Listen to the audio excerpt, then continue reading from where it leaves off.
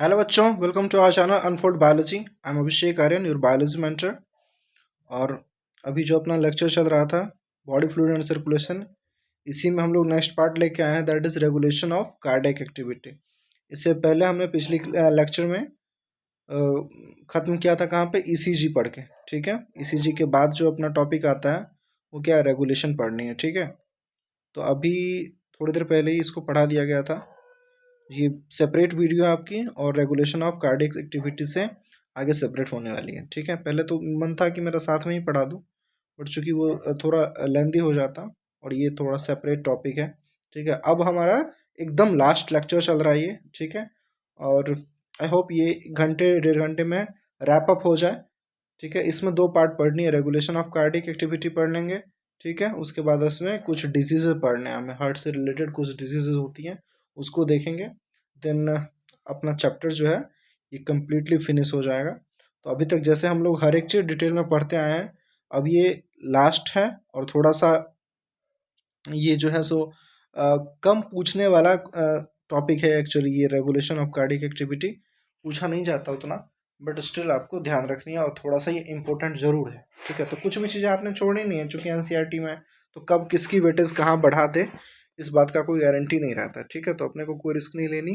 थोड़ा सा ये मुश्किल भी लगता है बच्चों को समझने में। ठीक है, तो आइए हम लोग आज इसको बहुत ही अच्छे तरीके से क्लियर एंड क्रिस्टल वे में समझने वाले। तो आइए देखते क्या है रेगुलेशन ऑफ कार्डियक एक्टिविटी। देखो, होता है क्या ना कि आपको पता है कि ह्यूमंस जो हार्ट है, अपने अंदर की जो हार्ट है, वो नॉर्मल फंक्शनिंग के लिए ना वो खुद सब कुछ रेगुलेट कर लेता है। आपको पता था कि ये बाकी किसी भी ऑर्गन्स में आपने देखा क्या कि कोई इसका अपना नोडल टिश्यू हो जो वहाँ खुद की इम्पल्स जनरेट कर रही हो। ठीक है, और खुद की इम्पल्स कैरी करने के लिए एक इलेक्ट्रिकल चैनल्स बने हो, ऐसा किसी ऑर्गन्स में आपने नहीं देखा होगा। बट चूंकि हार्ट जो है सो हर एक काम के लिए ब्रेन पे डिपेंड नहीं रहता है। ठीक है, तो वो चूंकि उसको लगातार कॉन्ट्रेक्शन करते हैं ना, 24/7। आप जब तक आपकी लाइफ है तब तक हार्ट जो है उसे कॉन्ट्रेक्शन करनी है उसकी। तो क्या होता है, अगर हार्ट की सारी फंक्शनिंग ब्रेन डिसाइड करती है, अगर ब्रेन में थोड़ी सी प्रॉब्लम हुई तो फिर हार्ट कोलैप्स कर जाता है। तो हार्ट ऑलमोस्ट अपना जितना भी नॉर्मल रिदम होती है ना हार्ट की, जो कॉन्ट्रैक्शन, रिलैक्सेशन, सिस्टोल, डायस्टोल चल रही है, अपनी हार्ट बीट चल रही है, जितना भी हमने कार्डियक साइकिल में इवेंट्स पढ़े, तो सब कुछ के लिए वो खुद जिम्मेदार होता है। इसीलिए इसको क्या कहा गया है, मायोजेनिक कहा गया। मायोजेनिक मतलब होता है सेल्फ रेगुलेटेड। ठीक है, मायोजेनिक मतलब क्या होता है, सेल्फ रेगुलेटेड।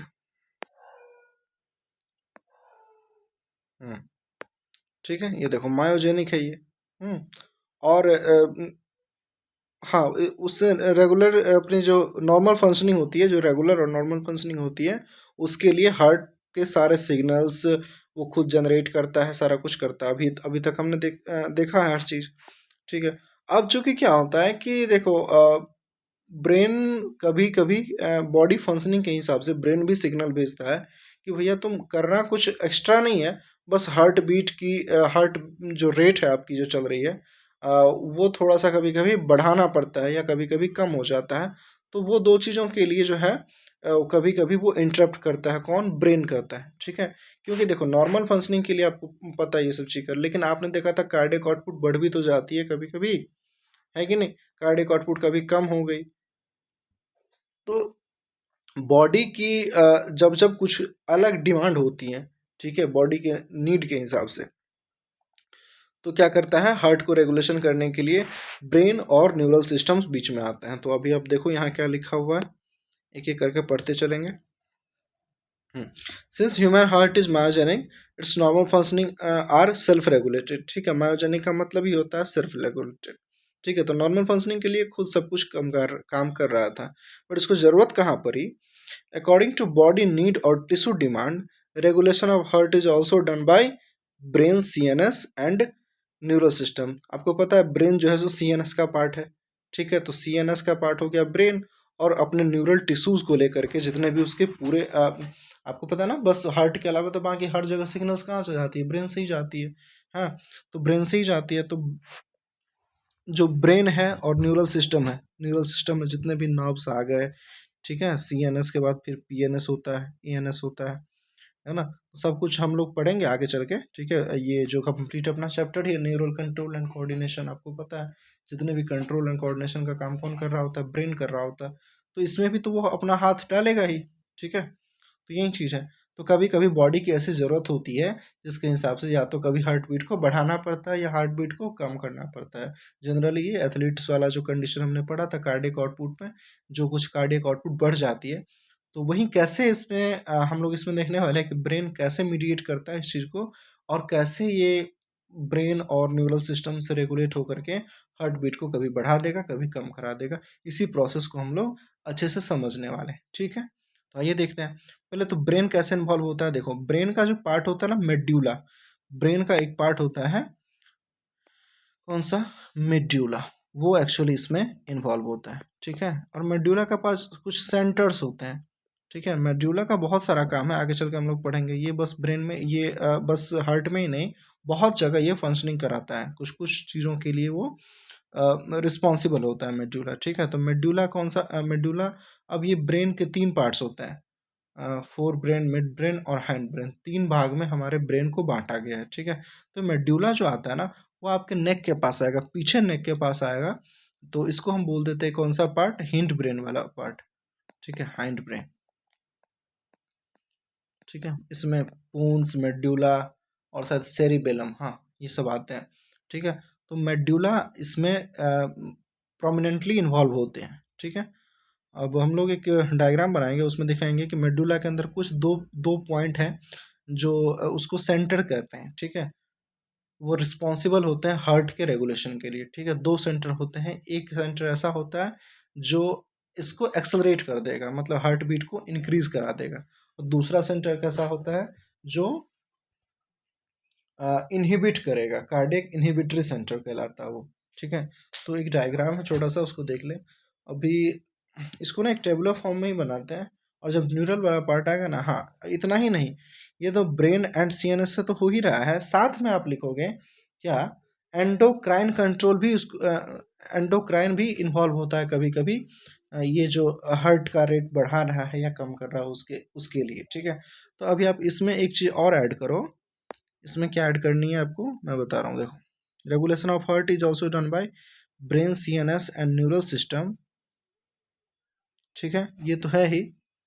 आ, दूसरा दूसरा इसमें कौन आ जाएगा, इसमें आ जाएगा एंडोक्राइन कंट्रोल, ठीक है। तो इसमें आप नेक्स्ट पॉइंट ही बना लोगे क्या।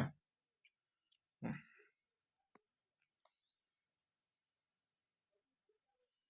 हम्म।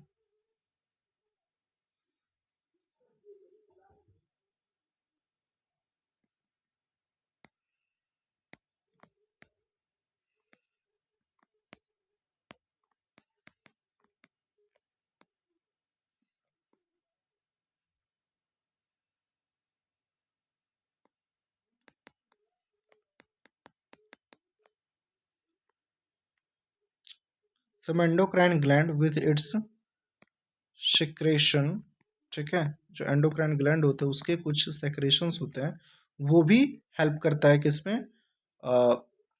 हार्ट की जितनी भी फंक्शनिंग थी उसको कंट्रोल करने के लिए। तो some endocrine gland with its secretion also regulate heart functioning, या फिर इसको कार्डियक कार्डियक एक्टिविटी बोल दो, बोल सकते हो, ठीक है। हार्ट फंक्शनिंग बाय इंक्रीजिंग और डिक्रीजिंग हार्ट रेट। तो एक्चुअली जो ब्रेन है ना, जब जहाँ ब्रेन इन्वॉल्व होता है वो भी काम यही कर रहा होता है, क्या, इंक्रीजिंग या डिक्रीजिंग ऑफ हार्ट रेट, ठीक है। तो काम यही करना है। बस इसमें कभी कभी ब्रेन कैसे इन्वॉल्व होता है न्यूरल सिस्टम के साथ, ठीक है, और एंडोक्राइन कैसे इन्वॉल्व होता है वो भी देखेंगे। तो ठीक है, तो अभी जो है ना आप 2 पार्ट में इसको बांटो, ठीक है। अभी मैं एक दोबारा से लिख रहा हूँ, कौन सा चीज़, ये लिख रहा हूँ कि रेगुलेशन ऑफ हार्ट रेट, ठीक है। हम्म, देखो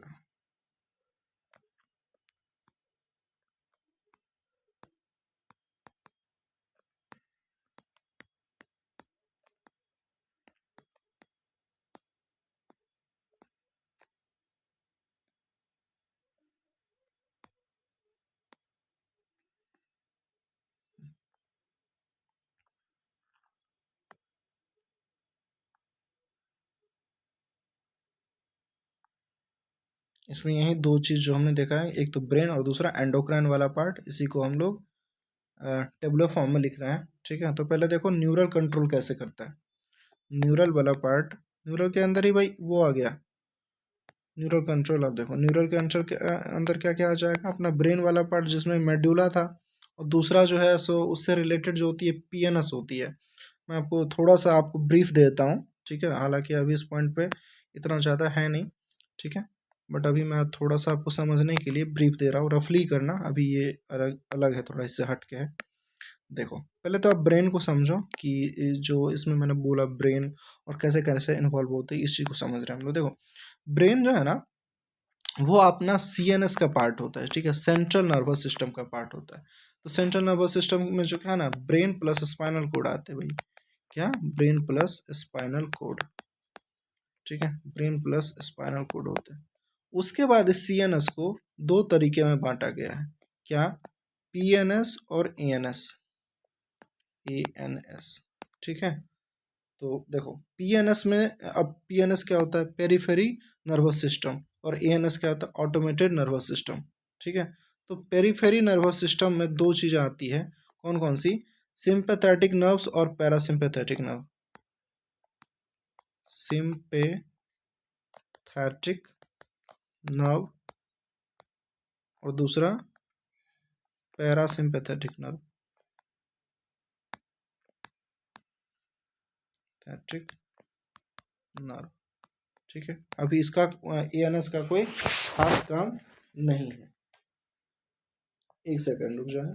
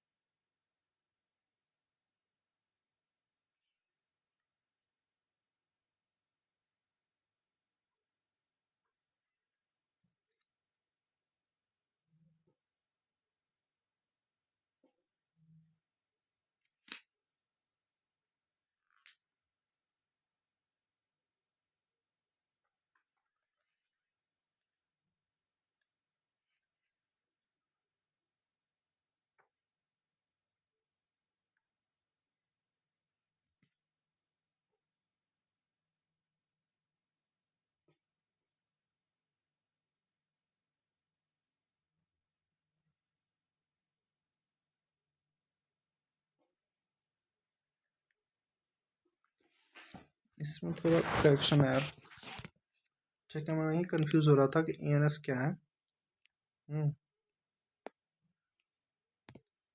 एक्चुअली सीएनएस और पीएनएस जो है ना, वो पैरेलली चल रहा होता है। ठीक है, तो सीएनएस एक अलग चीज़ हो गई और पीएनएस एक अलग चीज़ हो गई।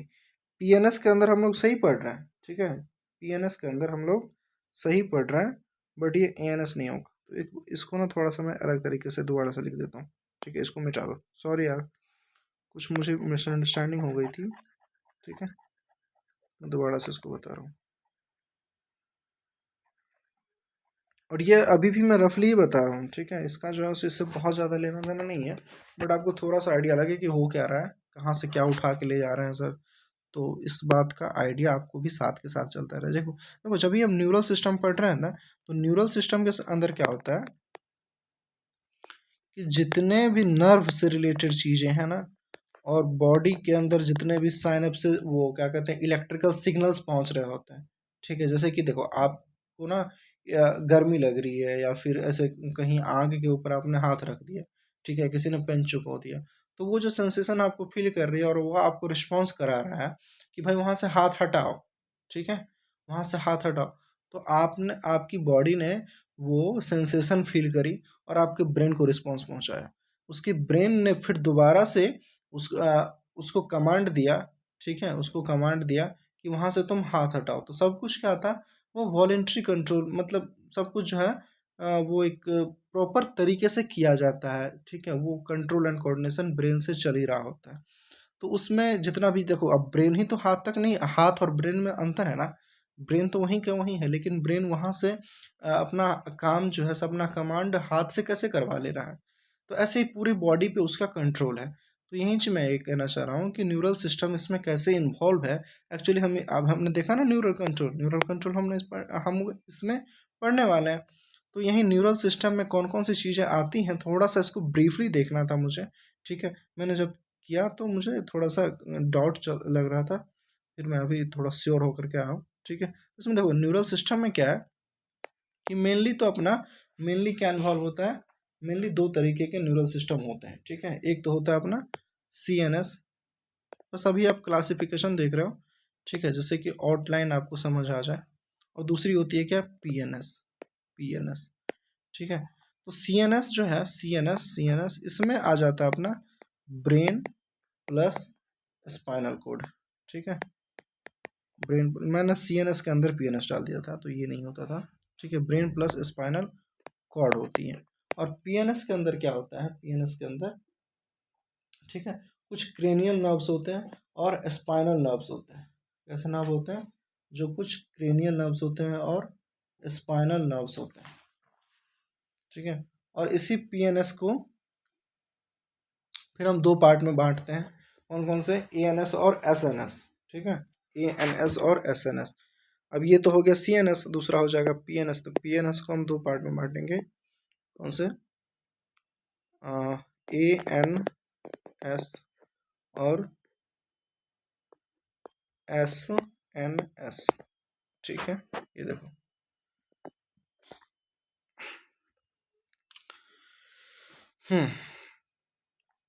ये CNS हो गया सेंट्रल नर्वस सिस्टम, PNS हो गया पेरिफेरी नर्वस सिस्टम। तो जितना जो सेंट्रल वाला पोर्शन है ना, वो उसमें आ जाता है ब्रेन प्लस स्पाइनल कोड। और PNS मतलब जितने भी अपने हाथ पैर बाकी जितने भी ऑर्गन में जो जितने भी नर्व्स पहुंच रहे हैं, वो सारा काम कौन देखता है, PNS देखता है। ठीक है, तो PNS के अंदर भी दो तरीके के नर्व्स होते हैं, एक होते हैं ऑटोमेटेड नर्वस सिस्टम, एक होते हैं सोमैटिक नर्वस सिस्टम।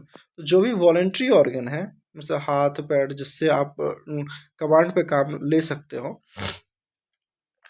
ठीक है, वो किस में आ जाएंगे, सोमैटिक में आ जाएंगे। सोमैटिक सेल्स, या आपने पहले पढ़ा भी होगा। ठीक है, तो सोमैटिक नर्वस सिस्टम, उसमें स्केलेटल मसल्स या फिर वॉलेंट्री ऑर्गन्स आते हैं। कौन कौन से, स्केलेटल मसल, ये आपको लिखनी नहीं है। ठीक है, बस आप समझ लो। हाँ, और ये इसमें वॉलेंट्री चीज़ें जितनी भी होती हैं वो आती हैं। ठीक है, और ANS के अंदर क्या होता है, ANS के अंदर दो तरीके के नर्व होते हैं। कौन कौन से, देखो, पैरासिम्पैथेटिक, पैरासिम्पैथेटिक, और दूसरा क्या होता है, सिम्पैथेटिक। हमारे काम का बस यही है अभी, सिम्पैथेटिक। अभी हम इन दोनों को उठाएंगे। ठीक है, पैरासिम्पैथेटिक और क्या, सिम्पैथेटिक नर्वस सिस्टम। ठीक है, ये देखो क्या होता है, जहाँ SNS नहीं है ना, वहाँ के जो ऑर्गन्स है, जैसे कि इसमें आ जाते हैं इंटरनल और विसरल ऑर्गन्स। ठीक है, जो इनवॉलेंट्री कंट्रोल वाले होते हैं, इनवॉलेंट्री कंट्रोल वाले होते हैं। तो आपको पता है ना हार्ट कैसा है, इनवॉलेंट्री कंट्रोल ही तो है। ठीक है, क्या आपके बस में है, क्या आपके बस में है कि हार्ट के मसल्स को कंट्रोल कर लो, कि नहीं तुम थोड़ा देर रुक जाओ यार, एक एक सेकंड बाद धड़कना। ठीक है, अभी मैं कुछ काम कर रहा हूँ, अभी मैं सो रहा हूँ, अभी तुम रुक जाओ, तुम क्यों फालतू के थक रहे हो, तुम क्यों 24 घंटे धड़क रहे हो, अभी रुक जाओ। ऐसा कुछ हो सकता है क्या, नहीं ना। तो इसीलिए ये ऐसे ऑर्गन्स के साथ डील करता है ANS वाला पार्ट। ठीक है, जिसमें हमारा कंट्रोल ना हो। ठीक है, तो इसमें अपना कुछ स्मूथ मसल्स हो जाते हैं। ठीक है, GIT वाला सब हो जाएगा, गैस्ट्रोइंटेस्टाइनल ट्रैक्ट। और चूंकि अभी हमको यहाँ से इनवॉलेंट्री टर्म पकड़ना, तो इनवॉलेंट्री मसल्स जहाँ जहाँ भी हो, वहाँ किसने पैर फैला रखा है, वहाँ ANS ने पैर फैला रखा है। उसमें भी दो तरीके के नर्व होते हैं, एक होते हैं पैरासिम्पैथेटिक और दूसरा होते हैं सिंपैथेटिक। तो यही दोनों चीज़ हमारे अभी इस पॉइंट ऑफ टाइम पे काम का है। क्या है, इस पॉइंट ऑफ टाइम में यही दोनों चीज़ हमारा क्या है, काम का है। तो देखो, पैरासिम्पैथेटिक और सिंपैथेटिक, इन दोनों को उठा लो आप। ठीक है, तो इसीलिए हम क्या कह रहे थे कि CNS और PNS मिल के, CNS और PNS जो है सो मिल के क्या करता है, काम करता है। तो क्योंकि CNS में अपना ब्रेन है, तो ब्रेन वाला पार्ट क्या, ब्रेन वाले में से क्या लेना है तुमको, मेड्यूला लेना है। और यहाँ PNS में से पैरासिम्पैथेटिक और सिंपैथेटिक नर्व को ले लो। अब ये दोनों मिल करके कैसे हार्ट के रेगुलेशन में काम करता है, हम लोग इसको देखने वाले हैं। ठीक है, तो इतना चीज़ क्लियर है। इतना चीज़ क्लियर है ना, इतना चीज़, ठीक है, तभी हम आगे बढ़ सकते हैं। तो आइए देखिए इसमें कैसे कैसे क्या होता है। तो पहले हम ना न्यूरल कंट्रोल में इसको मिटा दें या अलग रख लें कहीं, नहीं मिटा देते हैं, कुछ खास है नहीं। सीएनएस ध्यान रखनी है, पीएनएस ध्यान रखनी है। सीएनएस के अंदर ब्रेन आ जाता है, ईएनएस के अंदर पैरासिम्पैथेटिक और सिंपैथेटिक आता है, ठीक है। तो आप ये समझ लो कि पूरी बॉडी जो है सो यही चला रहा है, सीएनएस और पीएनएस मिलकर ही चला रहा है। अब जैसे कि पूरे बॉडी में कितने ऑर्गन होंगे, कितने दो तरीके के टिश्यूज होंगे जहां हमारा डायरेक्ट कंट्रोल है, जो हमारे मर्जी से हिसाब से चल सकता है, ठीक है। स्केलेटल मसल्स हो गए, हाथ पैर के मसल, मतलब जब जब ब्रेन उसको कमांड देगा तब तक वो काम करेगा, ठीक है। बट हार्ट, लंग्स, जितने भी इंटरनल विसरल ऑर्गन्स होते हैं, इसके अंदर क्या लिखा जाता है, विसरल ऑर्गन्स, ठीक है। तो इन सब पे जो है सो अपना कमांड चलता नहीं है, ठीक है। तो यही चीज इसी इसी से डील करने वाले हम लोग, ये और ये मिला के। चलो इसको मिटा लेते हैं, ठीक है, इसको मिटा लेते हैं।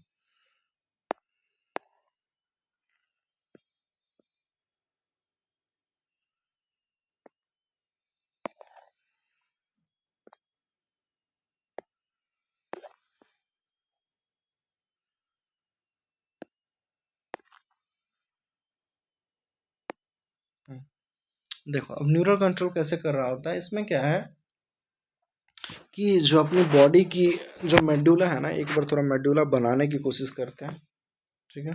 ये मेडुला बनाने की कोशिश करते हैं, ये जैसे कि देखो,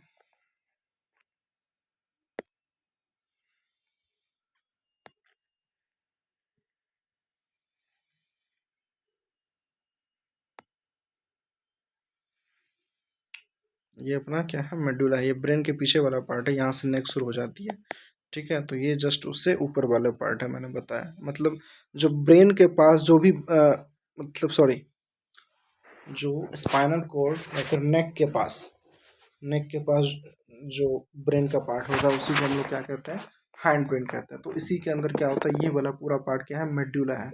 अभी हम इसको क्या कह रहे हैं, this one is what, medulla, ठीक है, ये मेड्यूला। और मेड्यूला आपको पता है किसका पार्ट है, हैंड ब्रेन का पार्ट। इसके अंदर ना दो सेंटर्स होते हैं, दो सेंटर्स होते हैं, दोनों को दो अलग अलग पेन से दिखा रहा हूँ मैं।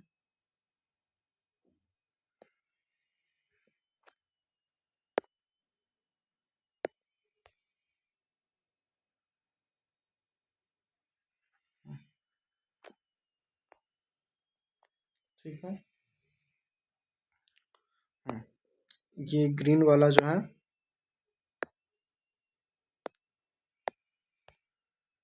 इसको हमने क्या कहा, इसको हमने कहा कार्डियक एक्सेलरेटरी सेंटर।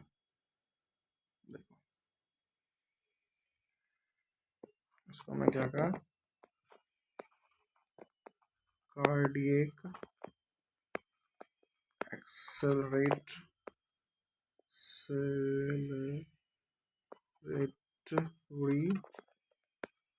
सेंटर।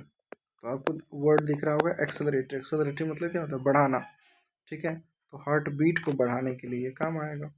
दूसरा cardiac inhibitory centre,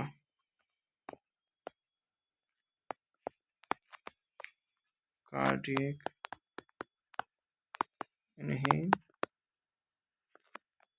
inhibitory centre, ठीक है जी, हाँ। तो एक तो हो गया कार्डियक इनहिबिटरी सेंटर, दूसरा हो गया कार्डियक एक्सेलरेटरी सेंटर। अब यही दोनों जो है सो पैरासिम्पैथेटिक और सिंपैथेटिक नर्व के साथ मिल करके काम करता है। तो देखो सिंपैथेटिक का एक और खास बात बताता हूँ, इन दोनों में अंतर क्या होता है। तो जहाँ भी सडन और इमरजेंसी कंडीशन होगी ना, जहाँ भी सडन और इमरजेंसी कंडीशन होगी, तो उस टाइम पे कौन एक्टिव होता है, सिंपैथेटिक नर्वस सिस्टम एक्टिव होता है, ठीक है। और जहाँ इमरजेंसी के बाद वाली कंडीशन में, जैसे कि इमरजेंसी में कुछ कुछ चीज़ें ऐसी हो जाती हैं जो नॉर्मल कंडीशन में नहीं होती हैं, ठीक है। अब इसको वापस से नॉर्मल लाने का काम किसका होता है, पैरासिम्पैथेटिक का होता है, ठीक है। तो आप देखो कि हार्ट बीट को बढ़ानी है, तो ये थोड़ा सा क्या हो जाता है, इस टाइप की चीज़ है जो कि आपको एक सडनली करना होता है, बहुत ही इमीडिएटली करना होता है, ठीक है। और जैसा कि हार्ट रेट बढ़ गया कहीं, दौड़ने भागने की वजह से, या फिर कहीं मतलब ऐसे अचानक से आपके सामने सांप आ जाए, ठीक है, आपके सामने कुछ ऐसा अनवांटेड चीज़ हो जाए, ठीक है, आप डर जाओ, एकदम खौफ में आ जाओ, एकदम दिमाग काम करना बंद कर दें, पूरे क्लास के बीच में आपको टीचर ने उठा के क्वेश्चंस पूछना शुरू कर दिए, है ना, ऐसा होता है ना, कि आते हुए क्वेश्चंस उस टाइम पे तो आपसे बनेंगे नहीं, भले ही आपको आता है, बट उस समय जब आप निकल नहीं पाता तो थोड़ी सी कंडीशन, माहौल जो है हमारे बॉडी का भी खराब हो जाता है। तो सब कुछ कहाँ से हो रहा होता है, ब्रेन से हो रहा होता है, तो ये चीज़ समझो। तो उस टाइम पे जितने भी इमरजेंसी कंडीशंस होते हैं ना, इसको मैं बहुत अलग अच्छे तरीके से पढ़ाया जाएगा उसमें, न्यूरल कंट्रोल एंड कोऑर्डिनेशन में। और इसी तरीके का एक होता है कौन सा, न्यूरल के बाद हम लोग पढ़ेंगे यहाँ एंडोक्राइन वाले में भी, ठीक है। तो यहाँ यहाँ जो कार्डियक इनहिबिटरी के साथ जो, पहले तो कार्डियक एक्सेलरेटरी के साथ जो इन्वॉल्व होता है उसका क्या नाम है, वो देखो, उसका नाम है, ये अपना ग्रीन वाला था ना, तो ये कौन सा था, इसके साथ कनेक्ट करेगा सिंपेथेटिक, सिंपेथेटिक नर्वस सिस्टम, ठीक है। और ये कार्डियक इनहिबिटरी सेंटर के साथ कनेक्ट करेगा, इसके साथ कौन मिलकर के काम करेगा, उसका नाम है पैरासिम्पैथेटिक, पैरासिम्पैथेटिक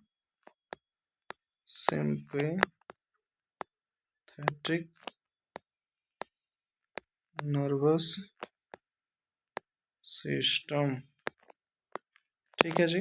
तो अभी आपने देखा कि ये जो कार्डियक इनहिबिटरी सेंटर था वो कहाँ था, मेडुला में, तो मेडुला से क्या आ जाएगा, सीएनएस आ जाएगा, सेंट्रल नर्वस सिस्टम।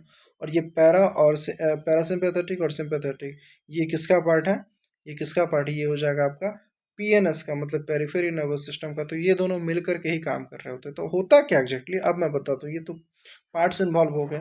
अब एक्चुअली इसमें होता क्या है, इसको भी अब दो पार्ट में पढ़ो। ये तो आपने सेंटर्स देख लिए थे, ठीक है, ये मेडुला, ये ब्रेन हो गया।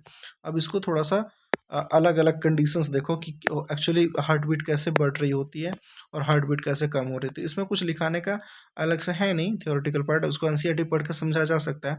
बट अब बस अभी आप प्रोसेस समझो, ठीक है, उस तरफ रहना तो जगह यहाँ पे लिख ही लो थोड़ा सा। हम्म, इसको लिख के खत्म करते हैं, उसके बाद जो भी जगह बचेगा उसमें ना न्यूरल न्यूरल कंट्रोल ही चलेगा। तो इसमें थोड़ा सा ही पार्ट है जो कि कौन कंट्रोल करता है न्यूरल के अलावा, और कौन कंट्रोल करता है, ये देखो आपने क्या लिखा है, ये आपने लिखा हुआ है some endocrine gland and its secretion, ठीक है। तो ये भी रिस्पॉन्सिबल होते हैं। तो यहाँ पे हम लिख लेंगे क्या, एंडोक्राइन कंट्रोल। यहाँ हमने न्यूरल से कंट्रोल कराया था, यहाँ पे हो जाएगा क्या, एंडोक्राइन कंट्रोल।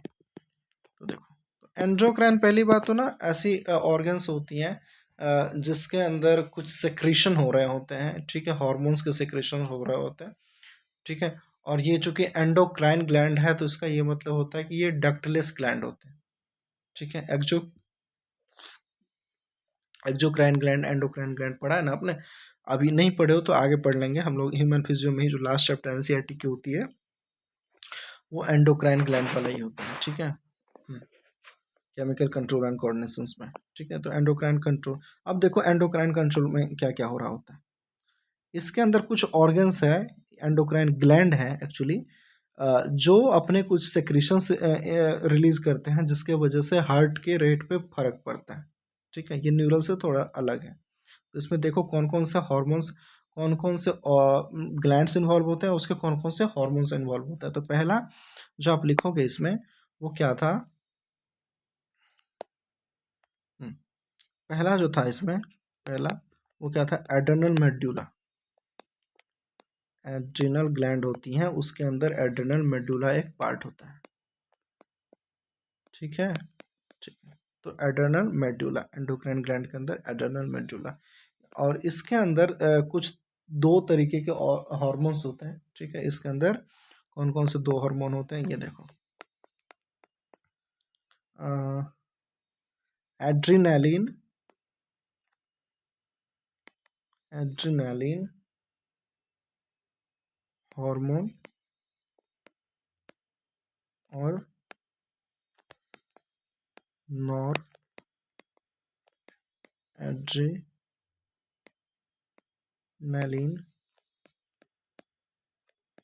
हार्मोन, ये सब। और दूसरा क्या होता है? दूसरा होता है अपना कौन सा? थायरोक्सिन, सॉरी थायराइड ग्लैंड होता है जिसके अंदर हार्मोन्स होती है थायरोक्सिन। ठीक है, तो पहले तो ग्लैंड का नाम लिख रहे थे ना हम लोग। ठीक है, जैसे कि एड्रेनल मेडुला में कौन सा? एड्रेनल मेडुला में दो हार्मोन्स, उसी तरीके से थायराइड, थायराइड ग्लैंड आपने सुना होगा। ठीक है, जो हमने हमारे नेक के पास नहीं सॉरी, नेक के पास तो वो क्वाइटर होता है, सॉरी थायराइड होता है चेस्ट के बीच में। ठीक है, चेस्ट में तो हार्ट होता है, हार्ट के किसी एक तरफ डॉर्सली प्रेजेंट होती है एक ऑर्गन कह लो या फिर ग्लैंड कह लो। जब कोई ऑर्गन ही होता है एक्चुअली, और जब वो सेक्रेशन परफॉर्म करने लग जाए ना, किसी भी चीज़ का सेक्रेशन परफॉर्म करे और वो किसी हॉर्मोन्स रिलीज वाले काम में लग जाए, तो हम उसको ग्लैंड कह देते हैं। ठीक है, तो और कुछ खास है नहीं है। देखो थायराइड, थायराइड ग्लैंड। ठीक है, थायराइड ग्लैंड के अंदर एक हार्मोन्स होते हैं दैट इज थायरोक्सिन। ठीक है, थायरोक्सिन। अब एक्चुअली क्या हो रहा होता है, थायरोक्सिन तो थोड़ा सा दो तरीके का फर्क डालेगा। थायरोक्सिन के अंदर अगर मैं बात करूँ हाइपोथायराइडिज्म और हाइपरथायराइडिज्म, ऐसा ही होता है ना। देखो इतना है नहीं एनसीईआरटी में। ठीक है, अभी जब पढ़ेंगे तो सब कुछ देख लेंगे वहाँ पे। बट हाँ, थायरोक्सिन का फंक्शन जो होता है ना, वो तीन जगह पे इन्वॉल्व होता है। एक तो हार्ट कंट्रोल में होता है। ठीक है, बाकी ब्लड रेगुलेशन ही वहाँ लिखा गया है। ठीक है, तो हार्ट में, हार्ट कंट्रोल में आप समझ लो कि थायराइड ग्लैंड में थायरोक्सिन का इन्वॉल्वमेंट होता है। ठीक है, तो ये सब क्या करेंगे, अपने जो हार्ट बीट है ना उसको अल्टर करते रहेंगे। ये एड्रेनलिन, नॉर एड्रेनलिन क्या है, ये दोनों इमरजेंसी हार्मोन है। तो ये भी क्या करते हैं, ये दीज इंक्लूड दीज, ये लोग क्या करेंगे, एक मिनट इसको थोड़ा नीचे कर लेते हैं।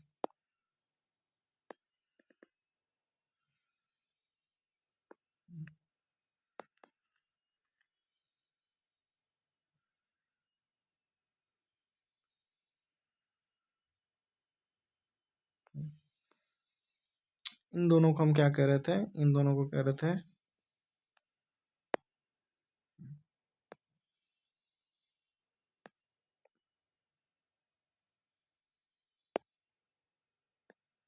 ये क्या है, इमरजेंसी हार्मोन है, इमरजेंसी हार्मोन। ये लोग क्या करते हैं, इट इंक्रीजेस, ये इंक्रीज कैसे, इंक्रीज हार्ट रेट। ठीक है, जैसे कि सिंपैथेटिक नर्वस सिस्टम करेगा ना यहाँ, ये सिंपैथेटिक, ये कार्डिय, ये क्या है, एक्सेलरेट कराएगा। उसी तरीके से ये भी क्या कराएंगे, ये बढ़ाएंगे। ठीक है, और बात आ गई, ये तो इसका काम समझ आ गया। ठीक है, increase heart rate, increase heart rate, तो इसको आप हाईलाइट कर लो। ठीक है, ये याद रहेगा, इंक्रीज हार्ट रेट कराता है।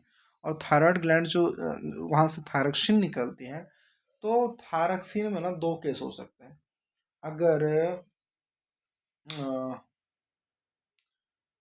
थायराइड ग्लैंड में थायरोक्सिन है, बस आप अभी ये रख लो। ठीक है, it regulate, it regulate heart rate. ठीक है, अब कैसे क्या इफेक्ट डालता है, अभी हमें वैसे पढ़ना भी नहीं है, बट मैं चूंकि मैं सोच रहा था कि मैं बता दूंगा, बट अभी मुझे याद नहीं आ रहा एग्जैक्टली है कि नहीं, अपने सिलेबस में भी है या नहीं, ऐसे बताया गया कि नहीं। ठीक है, तो अभी बस इतना ही है, एंडोक्राइन वाले पार्ट में इतना ही आपको याद रखना है। कौन सा है, एक तो एड्रेनल मेड्यूला है, एड्रेनल ग्लैंड का मेड्यूला वाला पार्ट, क्योंकि एड्रेनल ग्लैंड में दो पार्ट होते हैं, कॉर्टेक्स एंड मेड्यूला। तो मेड्यूला वाले पार्ट से ना एड्रेनल ग्लैंड, एड्रेनल हार्मोन और एड्रेनल हार्मोन, ये दोनों हार्मोन्स निकलते हैं, जिसको हमने इमरजेंसी हार्मोन्स भी बोला। तो ये क्या करता है, इंक्रीज कराता है हार्ट रेट। ये और भी काम करते हैं, पाइलो इरेक्शन करा जाता है, आपकी जो भौहें तन जाती है। ठीक है, ऐसा हो जाता है, आँख की प्यूपिल जो है सो वो डायलेट हो जाती है, उसके लिए भी काम आता है। ठीक है, तो जितना भी इमरजेंसी कंडीशन होगा ना, मतलब अचानक से आपके जो होश उड़ जाते हैं, अचानक से सांप आ जाए, तब कांपोगे, तो आपकी बॉडी में क्या क्या चीज़ें होगा, आप खुद सोचो ना। ब्लड प्रेशर बढ़ जाएगा। ठीक है, ये सब चीज़ें। अब ब्लड प्रेशर क्यों बढ़ रहा है? क्योंकि हार्ट रेट हमारा इंक्रीज करा गया, तो हम लोग मेजर उसके रूट कॉज पे आ गए। ठीक है, थायराइड ग्लैंड के अंदर थायरोक्सिन हार्मोन अफेक्ट करता है, बट हाउ इट अफेक्ट्स इस पे हम लोग बाद में बात कर लेंगे। ठीक है, ज़रूरत नहीं है, ज़रूरत नहीं है, बिल्कुल ज़रूरत नहीं है अभी। ठीक है, तो ये देखो आप इसमें कैसे चल रहा होता है, कि इसको आप ये समझो कि देखो अभी इसका इसका कहानी ख़त्म करते हैं। ठीक है, इस वाले पार्ट का कहानी।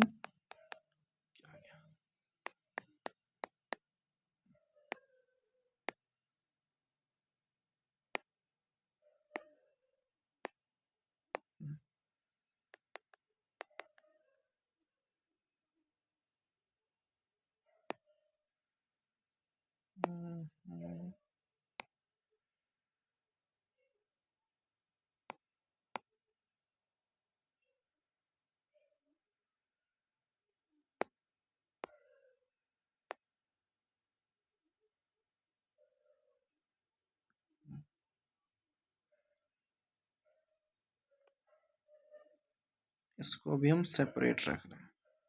ठीक है, इसकी कहानी खत्म होती है यहाँ पे।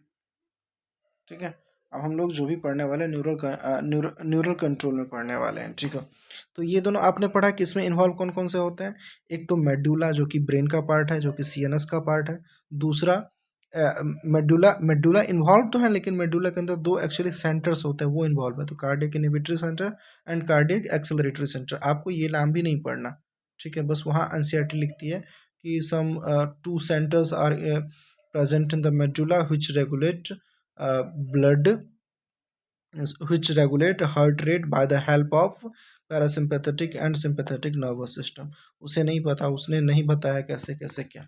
ठीक है, तो बस हम लोग देख लेंगे। तो अभी इसका इसका ना एक फ्लो डायग्राम बनाते हैं एक्चुअली कैसे कैसे वर्क कर रहा है। ठीक है, तो अब देखो।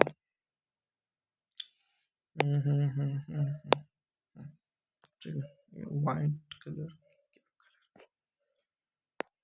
चलो देखो, यहाँ लिखो आप मेड्यूला।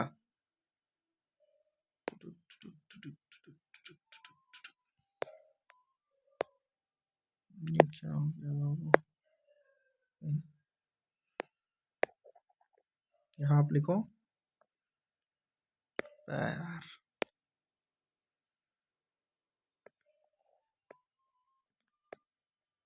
मेडुला। ये देखो अब कैसे कैसे काम हो रहा था। इसको ना दो पार्ट में पढ़ेंगे हम लोग। ठीक है, अब द सिंपैथेटिक वाला पार्ट अलग पढ़ेंगे, जिसमें कौन कार्डिक एक्सेलरेटरी सेंटर इन्वॉल्व है, और कार्डिक इनहिबिटरी सेंटर जिसमें इन्वॉल्व है, वो पार्ट अलग पढ़ेंगे। तो देखो होता क्या है कि कभी कुछ मेडुला जो है ना, सबसे पहली बात ये जो है सो ये फील करता है, ज़रूरत फील करता है मेडुला, क्योंकि ब्रेन है ना, तो ब्रेन को फील हो जाती है, क्योंकि उसके पास बहुत सारे नर्व्स हैं। ठीक है, तो उसको कभी कभी फील उसको कभी कभी क्या मतलब ज़रूरत फील हो जाती है। उसी हिसाब से ना वो, इसको ज़रूरत फील कहाँ से हुई? जिस बॉडी टिश्यू को एक्चुअली ज़रूरत थी, वहां से सेंटर गई, वहां वहां से जो है रिस्पॉन्स गई ना ब्रेन के पास। ब्रेन में किसके पास? मेडुला के पास। तो इसको तो पहले आप ये लिखो कि it sense the need of tissue और ऑर्गन। सबसे पहले सेंस कौन करेगा? तो यही मैं कह रहा हूँ कि it sense the need of tissue and organ, tissue और ऑर्गन वॉट एवर।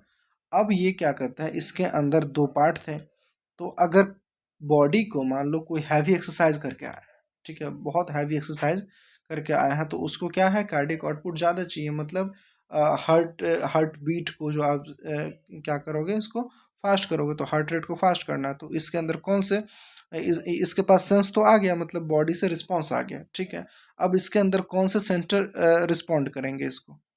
ठीक है, कौन सा सेंटर जो है सो एक्टिवेट होगा? तो इसके अंदर सेंटर एक्टिवेट होगा, मान लेते हैं कि अगर सेंटर एक्टिवेट होता है कौन सा, कौन सा कार्डियक एक्सेलरेटरी सेंटर। सो मैं यहाँ लिखूँ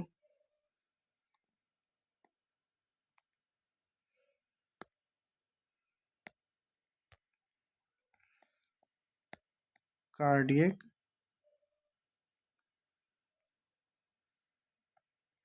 एक्सेलरेटरी centre, cardiac acceleratory centre.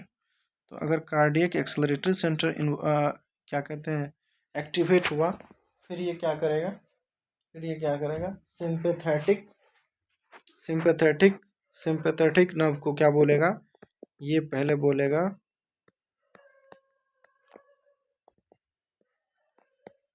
Sympathetic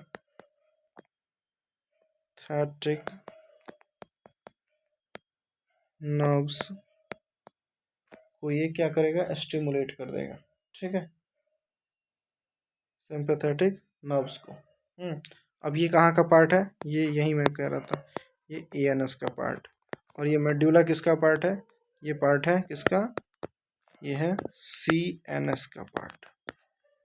ठीक है, ये सीएनएस है और ये क्या है, एएनएस है। तो ठीक है। अब ये सिंपैथेटिक नर्व क्या कराती है, सिंपैथेटिक नर्व जो है वो हार्ट रेट इंक्रीज करा देती है। कैसे कैसे कैसे हार्ट रेट इंक्रीज करा देती है, वेंट्रिकल कॉन्ट्रैक्शन की स्ट्रेंथ को बढ़ा के। हार्ट रेट पहले तो ये बीटिंग को बढ़ाएगा। ठीक है, कि आप नंबर ऑफ टाइम्स जो आप बीट कर रहे हो पर मिनट के अंदर, उसको आप तेज करो। तो इसलिए सबसे पहला काम जो होता है उसका, वो क्या करेगा, हार्ट रेट को इंक्रीज करा देगा। आप इसी फॉर्म में लिखना यार, हार्ट रेट इंक्रीजेज। ठीक है, एक बार हार्ट रेट बढ़ गया, फिर क्या हो जाएगा, वेंट्रिकुलर की कॉन्ट्रैक्शन को बढ़ाएगा ये। तो ये क्या कराएगा, वेंट्रिकुलर कॉन्ट्रैक्शन स्ट्रेंथ इंक्रीज, जो वेंट्रिकल के कॉन्ट्रैक्शन स्ट्रेंथ थे उसको क्या कराएगा, इंक्रीज कराएगा। ठीक है,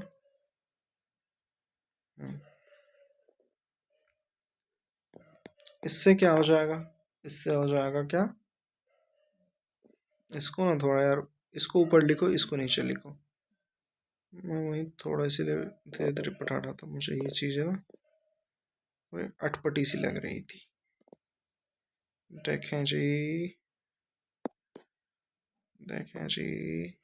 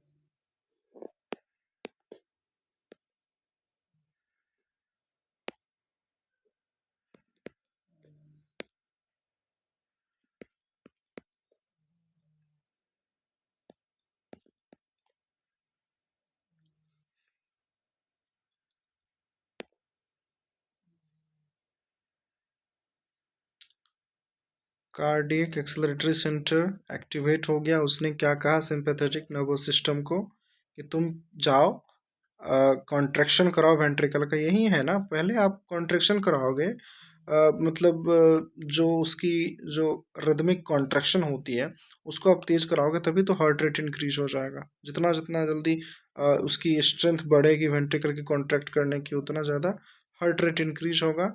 एंड देन क्या हो जाएगा, आपकी कार्डियक आउटपुट इंक्रीज हो जाएगी। फिर यहाँ से कार्डियक आउटपुट इंक्रीज हो जाएगी। ठीक है, बस इसी बात को समझना था। दूसरा केस क्या होगा, मान लो ये बढ़ गया बहुत तेज, ठीक है, और उसने एक्सरसाइज करना बंद कर दिया। अब थोड़ा सा रेस्ट करने के बाद क्या हो जाएगा, अब ये चीज़ें लगातार तो नहीं चलती रहेगी कि हार्ट रेट बढ़ा हुआ है, ठीक है। अगर ये चीज़ प्रोलॉन्ग्ड हो जाती है, बहुत लंबे समय तक हो जाती है, तो ये भी एक अनयूजुअल चीज़ है, फिर ये भी एक डिजीज़ बन सकता है, एक कहीं न कहीं ये बॉडी को हार्म पहुँचाएगा, ठीक है। तो इसलिए अब इसको कंट्रोल करने के लिए कौन आएगा? पैरासिम्पैथेटिक आएगा। तो उसके लिए कौन रिस्पॉन्सिबल है? इन्हिबिटरी, कि भैया कार्डियक इन्हिबिटरी सेंटर चाहिए। तो अगर कार्डियक इन्हिबिटरी सेंटर इन्वॉल्व होता है, कार्डियक इन्हिबिटरी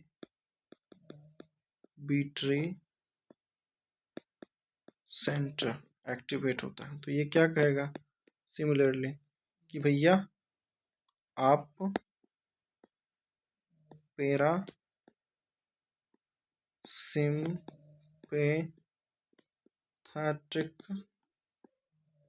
पैरासिम्पैथेटिक नर्व्स हो, आप जाग जाओ, ठीक है। ये क्या करेगा? एकदम सब उल्टा चलेगा इसके। ये क्या करेगा? हार्ट रेट को डिक्रीज कर देगा, ठीक है, क्योंकि इसकी कॉन्ट्रैक्शन को ये स्लो कर देगा। तो इसको लिख सकते हो, तो मतलब लिखना है तो लिख लो, कुछ नहीं। यहाँ एक नर्व इन्वॉल्व होती है, वो बहुत ही पॉपुलर नर्व है, ठीक है, नाम तो जानना ही चाहिए।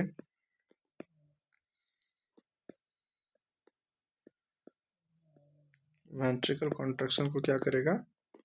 उसके स्ट्रेंथ को डिक्रीज कर देगा, ठीक है जी, ठीक है। Then heart rate, heart rate क्या हो जाएगी? डिक्रीज हो जाएगी, डिक्रीज हो गई। देन कार्डियक आउटपुट यहाँ क्या हो रहा था? इंक्रीज हो रहे थे ना, इंक्रीज हो रहे थे। यहाँ क्या हो जाएगा? कार्डियक आउटपुट जो था आपका वो डिक्रीज हो जाएगा। तो बस इतना सही था अपना रेगुलेशन ऑफ हार्ट। आई बात समझ? आई बात समझ? इसमें हाँ एक थोड़ा सा लिख लो साइड में कहीं, जरूरत तो नहीं है, स्टिल थोड़ा अच्छा लगेगा आपको, कि यहाँ जो एक नर्व इन्वॉल्व होती है, जैसे कि सब कुछ तो नर्व से ही, पैरासिम्पैथेटिक नर्व का ही एक नर्व है पैरासिम्पैथेटिक नर्व्स। हालांकि पैरासिम्पैथेटिक नर्व्स बहुत सारे नर्व्स हो सकते हैं, तो ऐसे नर्व को वो सिग्नल देगा कि जो पैरासिम्पैथेटिक नर्व्स हो। अब उसका काम ही है सब कुछ को स्लो करा देना, ठीक है। कनेक्शन वहीं से गया है, कनेक्शन पूरी बॉडी में है, तो कनेक्शन जो गया है हार्ट के पास जाता है, वो एक्चुअली एक क्या कहते हैं, एक सेकंड, नर्व है जिसको हम क्या बोलते हैं? वेगस नर्व, आपने सुना भी होगा कहीं। तो यहाँ जो रिस्पॉन्सिबल होती है वो वेगस नर्व, बस इसका नाम लिख लो और कुछ जरूरत नहीं। ये वेगस नर्व की एक्चुअली क्या है ना कि बहुत सारे ऑर्गन्स में जाते हैं, ठीक है, हार्ट, लंग्स, और फिर जो अपना डाइजेशन वाला पार्ट है, जीआईटी, तो ऐसे जगहों पे जाता है पैरासिम्पैथेटिक नर्व्स, ठीक है। अब हर जगह उसका अलग अलग काम होगा, बट यहाँ पे क्या है, पैरासिम्पैथेटिक नर्व का ही एक नाम है, ठीक है। पैरासिम्पैथेटिक नर्व क्या है? बहुत सारे नर्व के ग्रुप को मिला करके पैरासिम्पैथेटिक नर्व नर्व बोलते हैं, जो कि एक तरह के सिमिलर फंक्शंस परफॉर्म करेंगे। बट चूंकि यहाँ पे हार्ट पे काम कराना है, कि वेंट्रिकल कॉन्ट्रैक्शन को के स्ट्रेंथ को डिक्रीज कराना है, ठीक है, तो वहाँ पे कौन जाता है? Vagus nerve. थोड़ा सा ये पॉपुलर टाइप का है, तो इस चीज को आप याद रखें, ठीक है जी, है ना। तो मैंने आपको ये ध्यान रखना था। अब देखो एनसीईआरटी, ना तो एनसीईआरटी एनसीईआरटी ना तो ये वर्ड लिखी है, ना ही इसने ये वाला वर्ड लिखा है, ना ही ये लिखा है। बट इस एनसीईआरटी ने कहा है कि दो सेंटर्स होते हैं न्यूरल कंट्रोल, ये मेडुला के अंदर, मेडुला के अंदर जो कि हार्ट के हार्ट रेट को कंट्रोल करता है, ठीक है। तो यही हमने देख लिया कैसे कैसे कंट्रोल करता है, हमने सब कुछ पढ़ लिया उसके अराउंड जितनी भी चीज़ें थी। तो यही तो होता है थोड़ा सा एनसीईआरटी से बाहर जाना। हाँ, अगर आप इसको लैंग्वेज में लिखोगे, लिख लो, 2 ही पॉइंट है मैंने लिख रखा है, तो आपने भी लिख लेनी है, लिख लो इसी बात को, जितना हमने टेबल फॉर्म में देखा है ना, उसी बात को अगर किताब लिखेगी तो कैसे लिखेगी? वैसे तो नहीं, सा बात है। चलो पेन हो जाइए वाइट,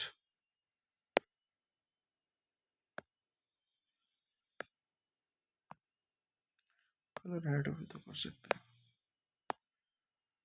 अब आ जाएगा पट से। देखो एक पॉइंट बना के लिखो।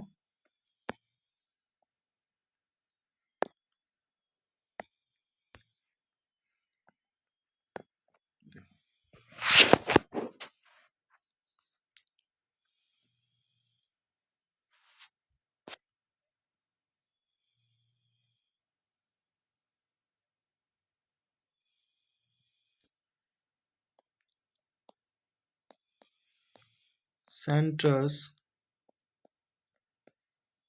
to control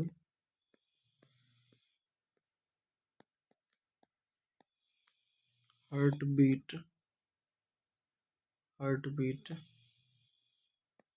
according to body tissue demand. हमने सब कुछ लिख भी लिया है, पढ़ भी लिया है, बट थोड़ा सा फ्लो डायग्राम के फॉर्म में पढ़ा है। तो अगर आपको ऐसे समझना है तो एक बार ये लैंग्वेज जरूर पढ़ लेना, ठीक है।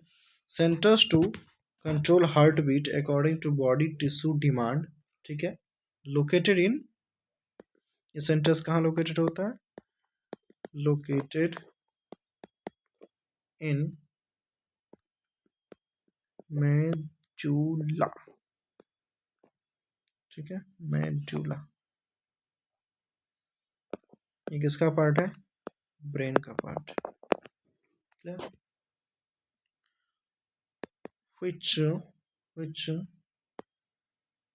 can moderate cardiac function,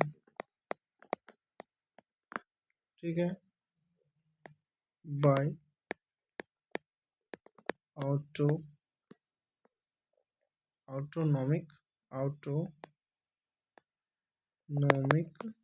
autonomic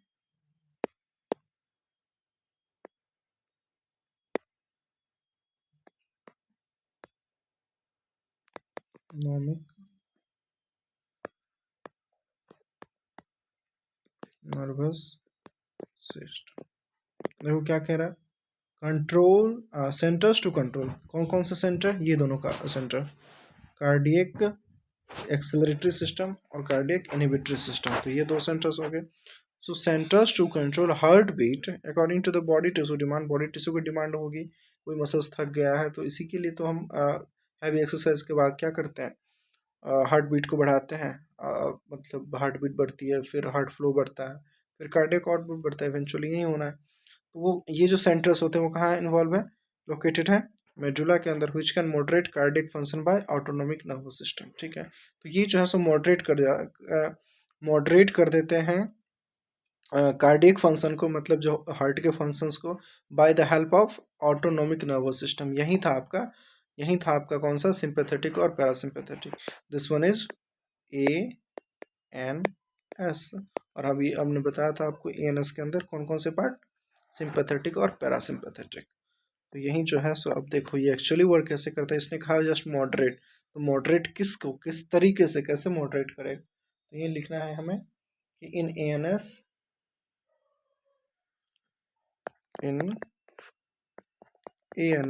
जब भी ANS इन्वॉल्व होगा तो वहाँ वहाँ वहाँ पेरा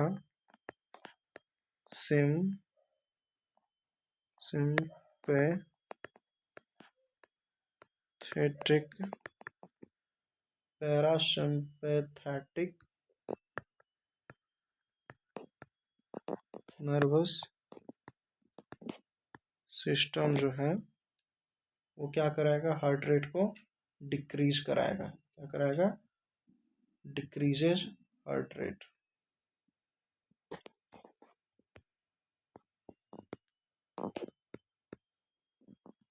डिक्रीजेज हार्ट रेट। और दूसरा चीज सिंपैथेटिक नर्वस सिस्टम, ये क्या कराता है? Increases increases what? Heart rate। ठीक है, ये दोनों चीजें याद रह जाएंगी, ये दोनों चीजें एकदम याद रखनी है। ये है तो it decrease और ये है तो increase। ठीक है, देखो आपका नोट्स तैयार है, यहाँ तक सब कुछ हमने पढ़ भी लिया, समझ भी लिया। तो जिसको भी स्क्रीनशॉट लेनी है तो they can do this like 1 2 3। Okay, next one ले लो, 1 2 3। फिर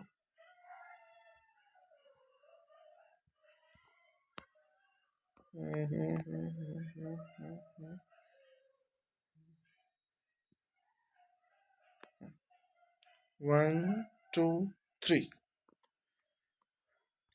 एंड देन दिस। तो हो गया अपना कंप्लीट क्या, रेगुलेशन।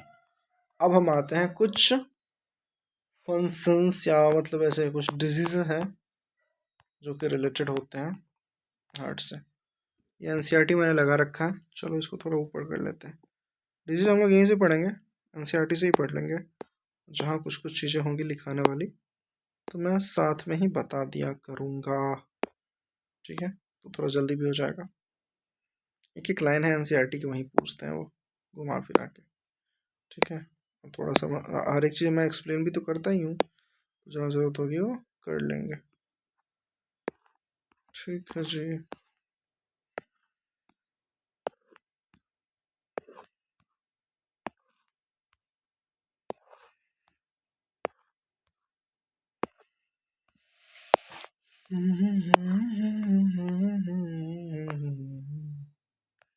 देखो रेगुलेशन हो गया, देन डिसऑर्डर्स है। ठीक है, थोड़ा इसी को बड़ा कर लेते हैं।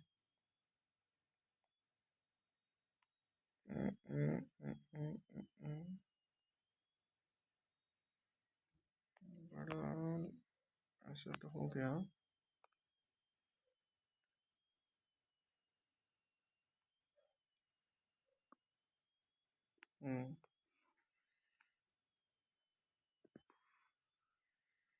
थोड़ा जगह रहेगा ना तो दाएं बाएं लिख भी लेंगे। ठीक है, अब दिख जाएगी क्या है, ये कहा हो गया, अरे तोरी की, अरे तोरी टिंग टिंग टिंग। ए बाबूआ कहाँ गईला हो।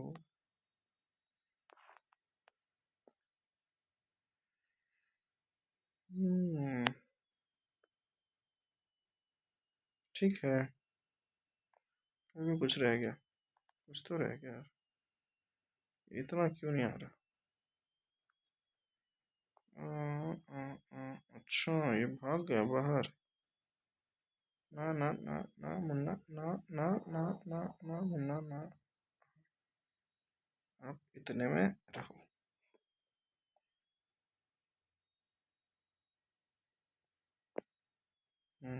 ठीक है, हाय रे डिलीट हो गया।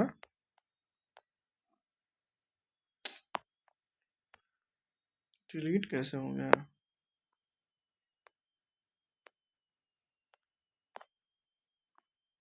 बे यार, सच में डिलीट हो गया था।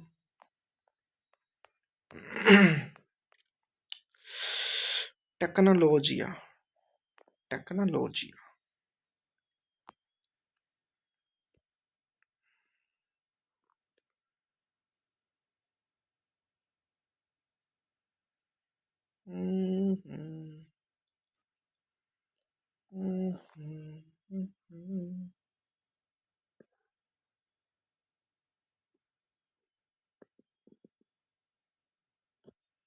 ठीक है, चलो दिख जाएगा ये। ठीक है, देखो हाँ जी, रेगुलेशन ऑफ कार्डियक एक्टिविटी एक बार हम रीडिंग लगा लेते हैं, फिर हम डिजीज डिसऑर्डर को हम लोग एक एक करके डिटेल में पढ़ने वाले, यहीं से हम लोग कंटेंट उठाएंगे, ठीक है, और जहाँ जरूरत होगी वहाँ लिख लेंगे।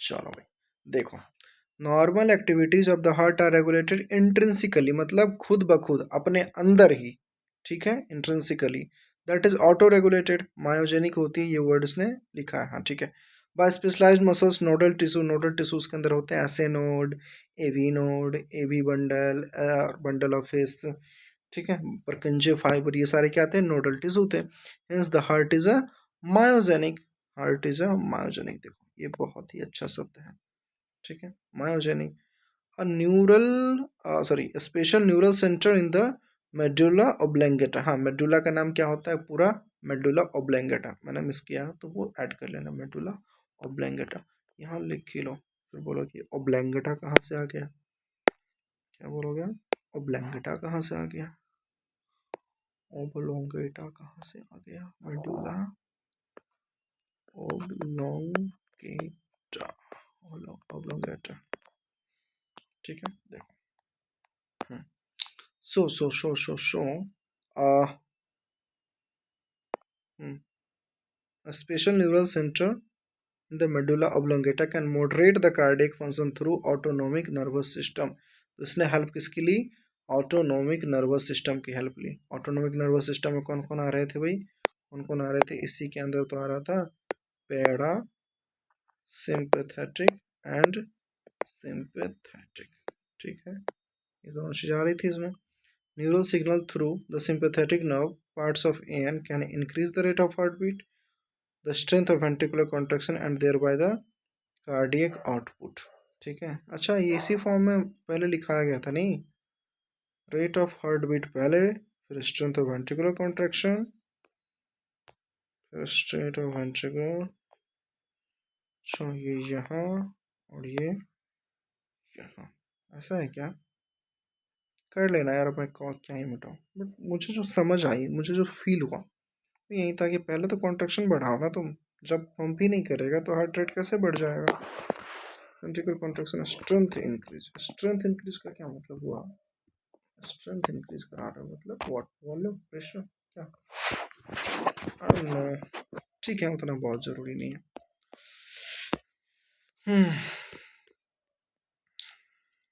ठीक है, can increase the rate of heartbeat, the strength of ventricular contraction and thereby the cardiac output, ठीक है, on the other hand parasympathetic क्या करता था भाई, पैरासिम्पैथेटिक ये देखो, उसने किसी भी सेंटर के नाम नहीं लिए है ना, ये बस उसने बता दिया special neural centre in the medulla oblongata, ठीक है, बट दो सेंटर होते हैं, that is cardiac acceleratory system and cardiac inhibitory system, आपको ध्यान रखनी है, क्लियर, तो जो अपना कार्डियक एक्सेलरेटरी सिस्टम था उसके लिए क्या लिखा है, can increase the rate of heart beat, the strength of ventricular contraction thereby the cardiac output, है कि नहीं, दूसरी तरफ पैरासिम्पैथेटिक न्यूरल सिस्टम जो है, so another component of ANS, तो ये याद रखना, ठीक है, ये देखो मेडुला ऑब्लोंगेटा किसका पार्ट है, this is the part of CNS, ठीक है, और ये जो ऑटोनोमिक नर्वस सिस्टम है एएनएस, वो किसका पार्ट है, ये है किसका पार्ट, पीएनएस का पार्ट है, मैंने बताया था ना, सीएनएस और एएनएस, सॉरी सीएनएस और पीएनएस, दो तरीके के न्यूरल सिस्टम है हमारे पास, ठीक है, सीएनएस के अंदर क्या क्या आ गया, ब्रेन प्लस ब्रेन स्पाइनल, इसीलिए मैंने थोड़ा सा इसको ब्रीफ ही दिया था, ये चीज़ें बार बार आएंगी, आप कंफ्यूज होते रहोगे, ठीक है, और फिर हो जाएगा क्या, पीएनएस, पीएनएस के अंदर ANS and then SNS,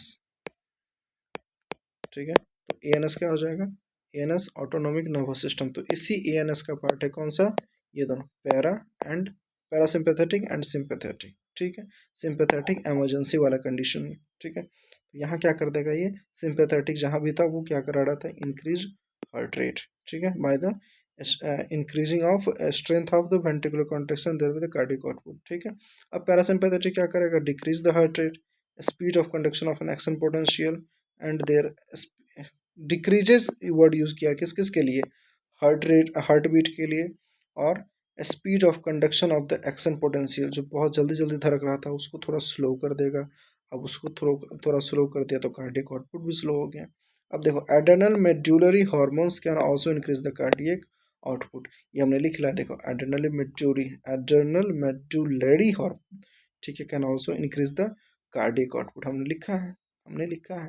adrenal medulla के जो हार्मोन्स थे that was adrenaline and nor adrenaline, ठीक है, इसने इमरजेंसी हार्मोन, उसको इमरजेंसी हार्मोन बोलते हैं। उसने क्या किया था, इंक्रीज किया था किसको, हार्ट रेट को। बाकी थायराइड ग्लैंड के भी फंक्शन होते हैं जो रेगुलेट करते हैं, वो कैसे इफेक्ट डालते हैं थोड़ा सा मुझे कंफ्यूजन, मैं देख लूंगा फिर आगे बताता हूँ, ठीक है।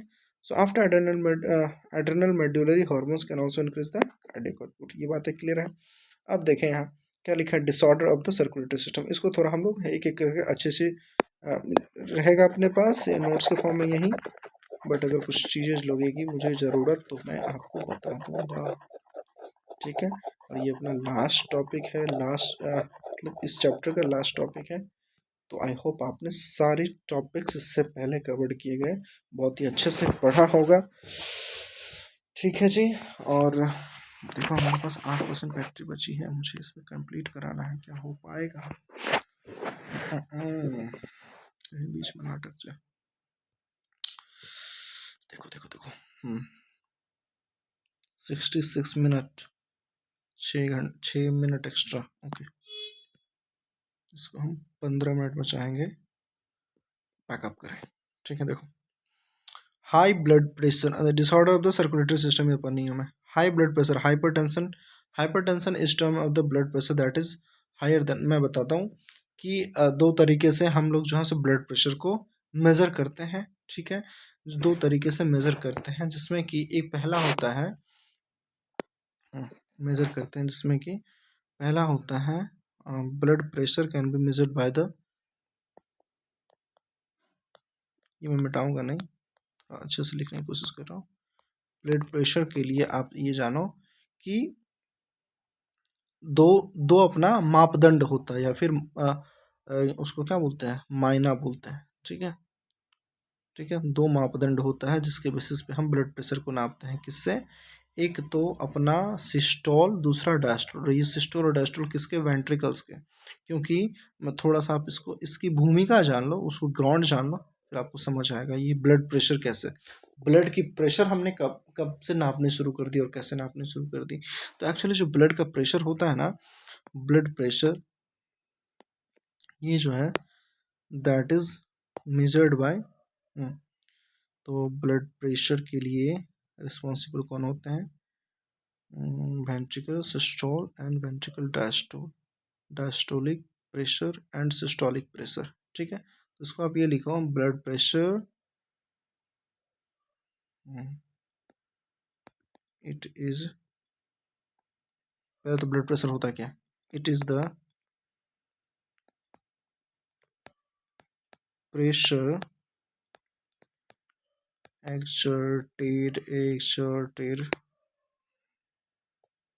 exerted by the blood by the blood on the inner arterial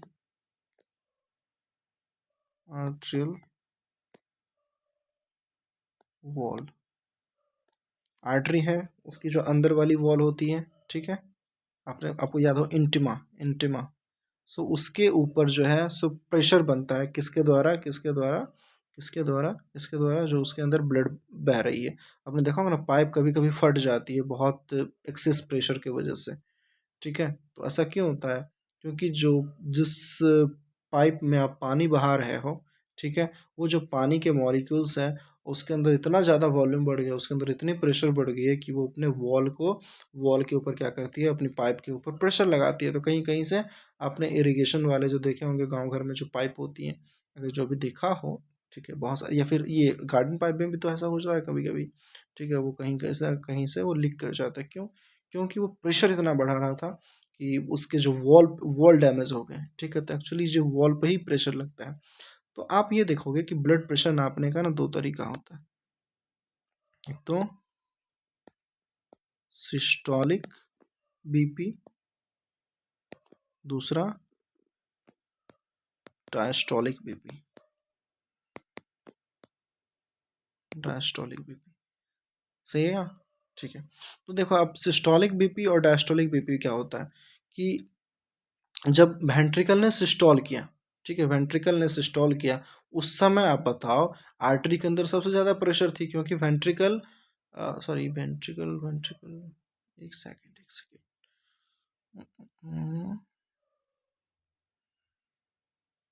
120 क्या है? सिस्टोलिक है ना? And this measurement 120 mmHg is the systolic और pumping pressure, 80 is the diastolic और resting pressure। ठीक है। तो मुझे ये नहीं समझ आ रहा है कि आर्टरी के अंदर प्रेशर तो तब ज़्यादा होगा ना।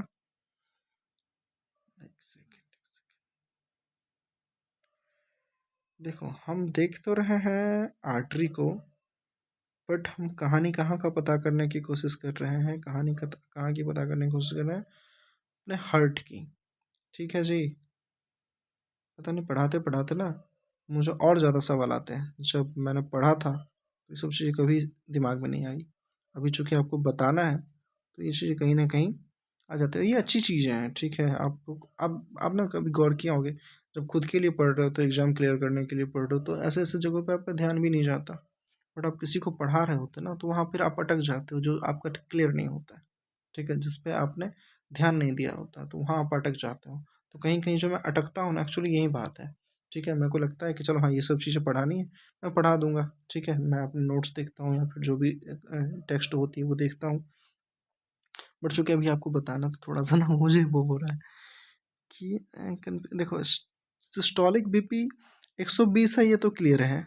ठीक है? सिस्टोलिक बीपी, लेकिन ये सारी चीज़ें हम ना जैसे सिस्टोल तो आप पूछोगे ना किसकी सिस्टोल, तो ये वेंट्रिकल की सिस्टोल की बात कर रहे हैं, और इसमें भी लेफ्ट वेंट्रिकल की, क्योंकि हम आर्टरी में ऑक्सीजनेटेड ब्लड जा रहा है ना। ठीक है? वो तो ब्लड एक एक ही आर्टरी लेके गया था। कौन सा? पल्मोनरी आर्टरी, राइट वेंट्रिकल से ब्लड। तो हम लोग जो भी ब्लड प्रेशर की कहानी देखेंगे ना, वो सारे हम देखेंगे किससे, क्या नाम है, लेफ्ट वेंट्रिकल से ही रिलेटेड सारी चीज़ें हम लोग पढ़ने वाले हैं। ठीक है? तो अगर ये सिस्टोल की बात कर रहे हो आप, तो इसका मतलब है कि वेंट्रिकल सिस्टोल, तो लेफ्ट वेंट्रिकल का सिस्टोल देख रहे हो आप। ठीक है? और ये डायस्टोल देख रहे हो, तो मतलब ये भी किसका देख रहे हो? लेफ्ट वेंट्रिकल का डायस्टोल देख रहे हो। तो चलो अभी ठीक है, जो लिखा हुआ है यहाँ वो देखो आप क्या है कि वेन के ये आर्टरी के अंदर जो है ना, सिस्टोलिक बीपी जो मेजर करा जाता है वो कितना, 120 mmHg। ठीक है? और जो डायस्टोलिक बीपी मेजर करा जाता है वो कितना, 80 80 mmHg। 80 mmHg। थोड़ा सा टाइम दोगे क्या? इसको ना क्लियर हो जाता हूँ। तो मैं आपको ये भी नहीं बता सकता मुझे डाउट क्या है। कुछ तो है जो फंस रहा है, होता है कभी कभी। आपको कुछ भी चीज़ें ना ऐसा लगे कि यार याद नहीं हो रहा, याद नहीं हो रहा, तो ना आप किसी को पढ़ा लो। जब आप पढ़ा लोगे ना तो वो चीज़ें जो भी कॉन्सेप्ट में एरर होगी वो भी समझ आ जाएगी, कहाँ गलत कर रहे थे, क्या चीज़ मिस कर रहे थे। और दूसरा क्या हो जाएगा, आपको याद रह जाएगी लंबे समय तक। ठीक है? तो ये बहुत ही अच्छा तरीका होता है, किसी दोस्त को समझा दो, पढ़ा दो। ठीक है? This will help you always. मुझे क्या देखना था? हम्म,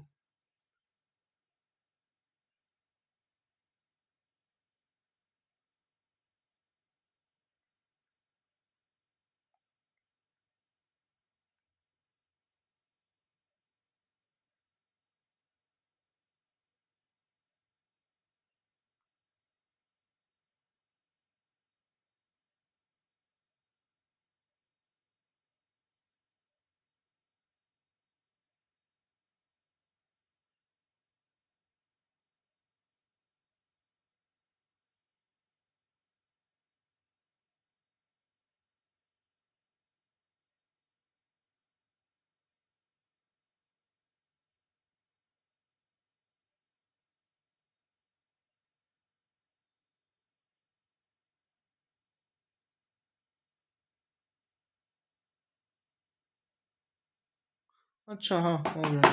मैं फालतू का कंफ्यूज हो गया था। देखो क्या है, मैं बताता हूँ आपको मैं कंफ्यूज क्यों हुआ और क्या हुआ। ठीक है, मैं ये सोच रहा था कि सिस्टोलिक बीपी जो है सो 120 mmHg है, वो किसके सिस्टोल पे होगी? वेंट्रिकल के सिस्टोल पे। तो जब वेंट्रिकल सिस्टोल करती है ना, तो ऑब्वियस सी बात है, जब ये ऑब्वियस सी बात है कि वो ऑर्टा में जाएगी, तो उस समय जो है सो मैं ये कंफ्यूज हो रहा था कि वेंट्रिकल जब कॉन्ट्रैक्ट करेगी तो वेंट्रिकल का प्रेशर ज़्यादा होगा, ऑर्टा का प्रेशर कम होगा। तो ये सिस्टोलिक टाइम में ये ऑर्टा के प्रेशर अगर कम होगा तो फिर ये 120 कैसे हो गया? ठीक है, बट इतना नहीं सोचना था। सिंपल सी चीज़ है कि आप वेंट्रिकल के पॉइंट ऑफ व्यू से बात कर रहे हो, वो भी लेफ्ट वेंट्रिकल के पॉइंट ऑफ व्यू से। तो आप ये सोचो कि जब वेंट्रिकल सिस्टोल करता है तभी तो ऑर्टा के अंदर खूब ज़्यादा प्रेशर बढ़ गया, खूब प्रेशर में ऑर्टा से ब्लड ब्लड जाने लगा। ठीक है, तो ये जो सिस्टोल वाला पार्ट है वो तो मैक्सिमम प्रेशर देगा ना आपको। समझ रहे हो बात? जब वेंट्रिकल कॉन्ट्रैक्ट कर रही है, वेंट्रिकल जब सिस्टोल कर रही है, तो वेंट्रिकल सिस्टोल करके क्या क्या कर रही है, उसके आउटपुट क्या हो रहा है कि ऑर्टा के अंदर ब्लड जा रहा है, ऑर्टा के अंदर ब्लड जा रहा है। तो जिस समय वेंट्रिकल सिस्टोल करेगा उस समय ऑर्टा के अंदर जो ब्लड जाएगी वो क्या बहुत ज़्यादा प्रेशर में नहीं जाएगी? ये बहुत ज़्यादा प्रेशर के साथ नहीं जाएगी। तो जब बहुत ज़्यादा प्रेशर के साथ जाएगी तो that will be maximum pressure, और यही मैक्सिमम प्रेशर कितनी होती है? 120 mmHg होती है, राइट? और दूसरी तरफ जब वेंट्रिकल रिलैक्स कर रही होगी उस समय जो आर्टरी में प्रेशर होगी, उस समय जो उसी आर्टरी के अंदर प्रेशर होगी, that will be 80 mmHg, 80 mmHg। और ये mmHg क्या है आपको पता है? जी जो होती है वो मरकरी के प्रेशर के हिसाब से देखते हैं कि जब आप वो एक्सपेरिमेंट, ये फिजिक्स में पढ़ाया जाता है, फ्लूइड मैकेनिक्स में। ठीक है, एक ये क्या कहते हैं, एक आपने क्या ले लिया, एक टेस्ट ट्यूब ले लिया। ठीक है, इसके अंदर हमने मरकरी भरा, मरकरी को भरा, मरकरी लिक्विड फॉर्म में होती है। ठीक है, मरकरी लिक्विड फॉर्म में होती है। तो इसमें देखोगे आपकी मरकरी, अगर मरकरी जो इसकी जो लेंथ आई है, मान लो ये कितने की लेंथ आई है इसमें। ठीक है, ठीक है, तो उस हिसाब से प्रेशर का कुछ मेजरमेंट होता है, वहाँ अलग कहानी है। तो कहने का मतलब ये प्रेशर का एक स्टैंडर्ड यूनिट होता है mmHg। ठीक है, mmHg। तो मतलब किसी भी टेस्ट ट्यूब के अंदर आप मरकरी रखो और उसकी कितने प्रेशर पे कितनी हाइट बढ़ती है उस अकॉर्डिंग निकालते हैं, तो दैट इज mmHg। तो 120 mmHg जो है सो कौन से प्रेशर? सिस्टोलिक प्रेशर, जब वेंट्रिकल कॉन्ट्रैक्ट कर रही थी। और जब वेंट्रिकल आराम से रिलैक्स कर रही थी उस समय जो अपने आर्टरी में प्रेशर थी वो बहुत कम थी, दैट वाज मिनिमम। मिनिमम कितने? 80। और सिस्टोलिक कितने? 120। तो ये हो जाता है अपना maximum and this one is minimum. ठीक है, तो ये इसी हिसाब से हम लोग क्या डिसाइड करते हैं? ब्लड की प्रेशर डिसाइड करते हैं। तो ये जनरल होनी चाहिए, ये होनी चाहिए, तभी आपका ब्लड प्रेशर नॉर्मल है, ब्लड प्रेशर नॉर्मल है। ठीक है, अब हम डिजीज पढ़ते हैं, ये अभी क्योंकि हमारा टॉपिक था हाइपरटेंशन। ठीक है, हाई ब्लड प्रेशर। तो जब तक हम ब्लड प्रेशर ही नहीं समझ रहे थे तब तक हम कैसे चेक पढ़ लेते कि हाई ब्लड प्रेशर क्या होता है और लो ब्लड प्रेशर क्या होता है। ठीक, ठीक। तो इसीलिए हमने क्या पढ़ लिया पहले? ब्लड प्रेशर पढ़ लिया यहीं पे। ठीक है, तो ये आप डेफिनेशन लिख लेना। दो तरीके के ब्लड प्रेशर होते हैं, सिस्टोलिक एंड डायस्टोलिक। क्लियर? तो आइए अब हम इसकी लाइंस पढ़ते हैं। देखो, सो हाइपरटेंशन, पहले तो टॉपिक क्या था अपना? हाई ब्लड प्रेशर को ही हम हाइपरटेंशन बोलते हैं। ठीक है, अगर ब्लड प्रेशर हाई हो जाए तो ब्लड प्रेशर हाई होने का क्या मतलब? या तो सिस्टोलिक और डायस्टोलिक दोनों।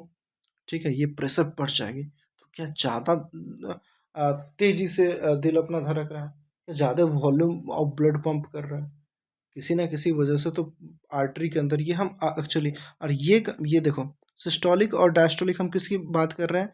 पहले तो आप ये लिख लो, पहले तो आप ये लिख लो, ये हम बात कर रहे हैं कहाँ की? लेफ्ट वेंट्रिकल की। ठीक है, ये हम बात कहाँ की कर रहे हैं? लेफ्ट वेंट्रिकल की। ठीक है, लेफ्ट वेंट्रिकल के हिसाब से हम सिस्टोलिक और डायस्टोलिक बता रहे हैं। और ये जो आपने 120 mmHg और 80 mmHg, ये जो आपने पाया, ये जो आपने ऑब्जर्व करा, ये जो आपकी फाइंडिंग थी, ये कहाँ की फाइंडिंग थी आपकी? ये फाइंडिंग थी आपकी आर्टरी के अंदर। आर्टरी के अंदर आपने देखा है। हाँ, एक चीज़ मैं थोड़ा ज़रूरी बताता हूँ आपको। ठीक है, अभी आपके सिलेबस में तो नहीं है बट इट्स स्टिल ये बहुत ज़रूरी चीज़ है। आपने बीपी मेजर करते हुए आई थिंक सभी ने देखा होगा। ठीक है, तो वो एक ना स्किफ उसको बोलते हैं, स्कॉफ बोलते हैं ऐसे, ठीक है। ये जो गद्दी जैसा होता है, ठीक है, उसको हम कहाँ लगाते हैं आपको पता है? बाजू पे लगाते हैं, सभी ने देखा होगा ऐसे बाजू पे लगाते हुए डॉक्टर्स को। और फिर वो क्या करते हैं, पंप करते रहते हैं हाथ से, ठीक है। फिर जब वो फूल जाता है एकदम से, ठीक है, वो फूल जाता है, तब आपका बीपी मेजर होता है कि नहीं? तो यही काम था। तो देखो उसमें हो क्या रहा होता है कि वहाँ जो अपने आर्म्स है ना, ये जो यहाँ से ऐसे आर्म्स आई, ठीक है, ये आर्म्स आई, ये हाथ है, ठीक है, ये हाथ है, ये हाथ है। तो यहाँ पे एक आर्टरी होती है जो जस्ट अभी अभी ना हार्ट से निकला है, बहुत ही क्लोज टू हार्ट होता है, क्लोज टू हार्ट होता है, क्लोज टू हार्ट होता है। तो आप सोचोगे ना कि आर्टरी तो पूरे बॉडी में है, फिर हम ब्लड प्रेशर के लिए इसी पॉइंट को क्यों चूज करते हैं? तो यहाँ ना एक बहुत ही अच्छा आर्टरी है, जिसका नाम क्या है, जिसका नाम है ब्रैकियल आर्टरी। क्या नाम है? ब्रैकियल आर्टरी, ठीक है। तो यहाँ से ना एक्चुअल बीपी आपको मेजर करके पता चलता है, ठीक है, क्योंकि ये अभी अभी जस्ट हार्ट से ऑक्सीजनेटेड ब्लड लेके आ ही रहा है। क्योंकि आप हाथ देखो, आप इमेजिन करो आपका हाथ कहाँ है, ठीक है, आपका हाथ कहाँ है, और वो भी लेफ्ट वाला, लेफ्ट वाला, लेफ्ट वाला, लेफ्ट वाला हाथ पे। अक्सर लोग हाथ लेफ्ट वाले हाथ पे ही लगाते हैं ना। और वहाँ देखो, आर्म क्या सबसे नज़दीक में है क्या हार्ट से? लेफ्ट में तो आपका हार्ट हो गया, और दूसरा तरफ आर्म है। तो आर्म जो है सो एकदम निकलता हुआ चीज है, मतलब कहने का मतलब यहाँ से जो बॉडी क्या कहती है, आउटा के अंदर ब्लड जाएगी, तो यहाँ से होकर के निकलेगी। तो ये बहुत ही नज़दीक होता है, ठीक है। तो बस मेज़र करने के लिए हमको एक अच्छा आर्टरी चाहिए जो हमको अच्छा मेज़रमेंट दे सके, ठीक है। अच्छा आर्टरी के कहने का मतलब सुपरफिशियल आर्टरी होनी चाहिए, हाँ, जहाँ से हम डिटेक्ट कर सके। अब पेट के अंदर आर्टरी है, उससे हम थोड़ी बीपी जांच करेंगे। तो कुछ तो ऐसा होना चाहिए ना जो हमको एक अच्छा रिजल्ट दे सके, है कि नहीं? तो इसीलिए हम चुनते क्या है, क्लोज टू हार्ट जो होती है वो ब्रेकियल आर्टरी होती है। ब्रेकियल आर्टरी को पकड़ो भैया। पल्स चेक करने के लिए क्या चुनते हैं हम? रेडियल आर्टरी को चुनते हैं, ठीक है। तो brachial artery for BP, BP check, BP check हम कैसे करते हैं? ब्रेकियल आर्टरी से। ये सब कुछ भी लिखने की जरूरत नहीं है, बस यहाँ तक आपकी कहानी है। बाकी ये सब चीज़ जो है मैं बकवास कर रहा हूँ, है ना, बस आपको सुन लेनी है, लिखनी नहीं है। अगर हाँ ब्रेकियल आर्टरी लिखना है तो लिख सकते हो आप। ये कहाँ होती है ब्रेकियल आर्टरी? आर्म के ऊपर होती है, आर्म, आर्म, ठीक है।